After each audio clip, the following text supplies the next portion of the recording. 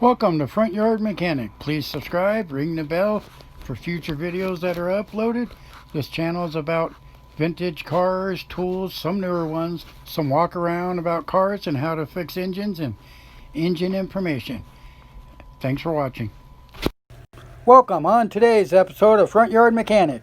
We have a little discussion about the legendary Chevy 409 V8. This was Chevrolet's second big block motor.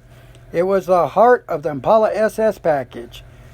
They started off with a different big block that they used at the foundation for a few years before they ended up making the Chevrolet famous 409 cubic inch engine. This was a screaming engine, especially when it came out with some options of two 4-barrel carburetors. This was Chevrolet's top production engine from 1961 to 1965, with a choice of a single or two 4-barrel Rochester carburetors.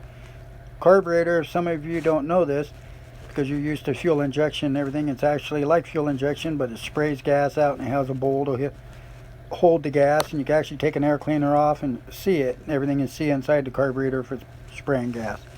But anyways, the boron and stroke on both came up from the 348 cubic inch engine, 5.7 to 4.31 inch. That's a pretty big piston in this engine, and a 3.5 inch stroke, which is considerably small.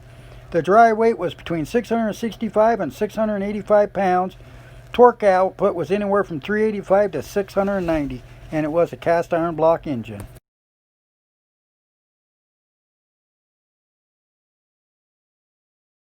They even made a song about this engine, the 409. From its burbling throb at idle to high rev scream, Chevy's 409 cubic inch V8 was a sensation. Was the magic in the new engine? Was it cubic inches? Well, it was just that. Plus something else. The undefinable quality, as the engine has everything when it's designed to match everything else. It was built perfectly fine. It was one of only few engines that could give the Ford 427 side oiler a run for its money. It wasn't faster than the 427, but it came very close. Actually, there had been a big block V8 before the 409. It was the Type W, the most unlikely starting point for a big block inch powerhouse imaginable. To understand how the 409 came to be, you have to go back to 1958 when that W block came out. I think it was a 348 or 358 cubic inch V8. The 428 was more like a truck motor. It needed some really good gears behind it. It had the same 4.125 inch bore, but it had a little dinky 3.25 inch stroke, which it didn't have much torque. It had to have some crazy gears like 534 or something behind it. But it was the starting point for the Chevy 409. It was given the name Turbo Thrust to distinguish it from the small block V8s, which were named Turbo Fire. It was designed by John T. Roche as the project leader.